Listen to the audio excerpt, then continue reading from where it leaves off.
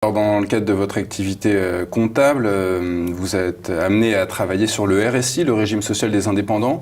Qu'est-ce que vous avez découvert en la matière? Alors, le RSI, Alors, le RSI, je dirais que j'ai été très étonnée au départ de découvrir que c'était une entreprise privée.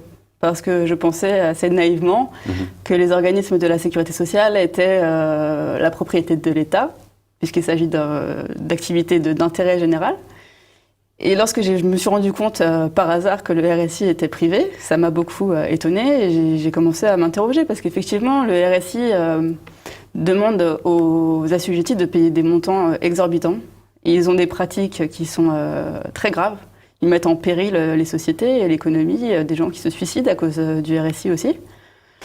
Parce qu'ils leur prennent la moitié de leurs revenus dans le meilleur des cas. Parce que des fois, maintenant, ils se permettent de prendre directement sur les comptes bancaires. Ou ils ont des pratiques très à eux. Et donc, je me suis rendu compte que les bilans n'étaient même pas certifiés par les commissaires aux comptes qui étaient chargés de dire que la comptabilité est bonne, qu'elle est juste et qu'elle est vraie. Donc, le cabinet KPMG et Mazars, et ce, depuis la création du RSI. D'accord. C'est quoi l'implication de ce cabinet d'audit KPMG?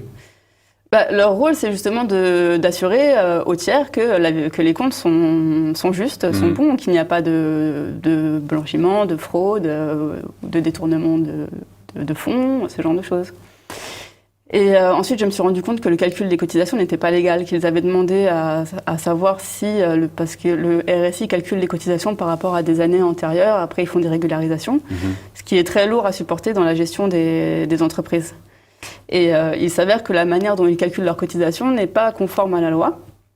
C'est possible que ce soit pour ça que les comptes ne soient pas certifiés, mais ça peut être d'autres choses aussi. En tout cas, l'État en est informé. Parce que c'est le conseil d'administration qui arrête les comptes et il y a la participation de ce qu'on appelle des commissaires au gouvernement qui représentent là-bas le ministre de la Sécurité sociale et le ministre du Budget et qui rendent des comptes ensuite justement à ces ministères. Donc ils sont évidemment au courant. C'est pour ça que j'explique qu'il y a une complicité de l'État à laisser ce système-là se poursuivre. Mais dans le fond, où est le problème en fait le fait que le RSI soit géré par des acteurs privés, où est le problème en fait? Si c'était par l'État, par le public, est-ce que ce serait différent? Déjà, il y aurait des contrôles. Il y aurait des contrôles parce que, par exemple, dans le cas des salariés, il y a des contrôles qui sont faits par la Cour des comptes, oui. Donc déjà, ça, c'est la première chose. Vous pensez que la Cour des comptes est plus sérieuse que KPMG? Avec certitude, oui. D'accord. D'accord. C'est intéressant déjà. Oui, bah oui. Ok. Les cabinets d'audit comme KPMG et Mazars sont également chargés de certifier pour les banques.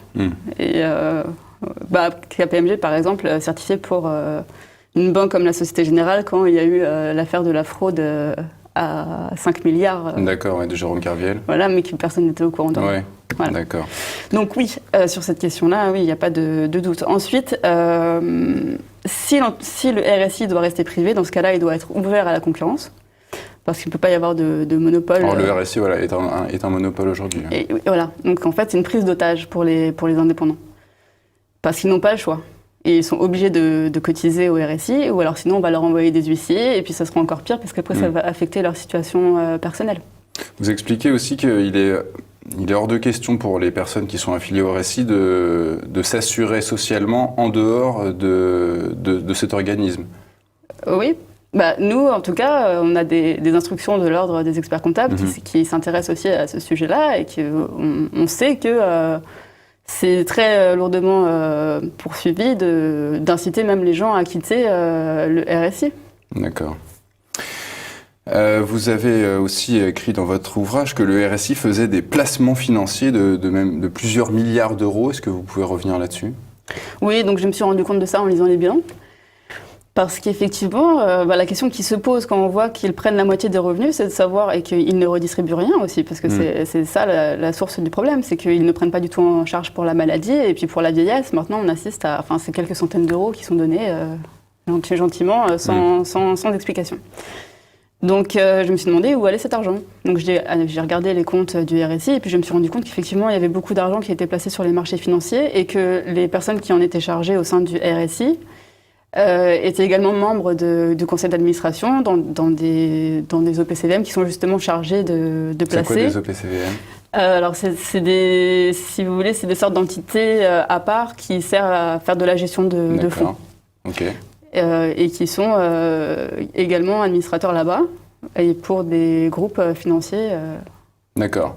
Donc comme la Société Générale. Quand quelqu'un travaille quand quelqu'un est inscrit au RSI et qui donne donc de l'argent à cet organisme, derrière cet organisme va placer de l'argent et donc s'enrichir grâce à l'argent de ceux qui y travaillent en fait. Il y a de ça. Après, ce qu'il y a aussi avec le RSI, c'est qu'en fait, c'est un masque, le RSI, et qu'il y a une grande partie de la gestion qui se fait dans des mutuelles. Et après, on ne sait plus vraiment ce qui se passe.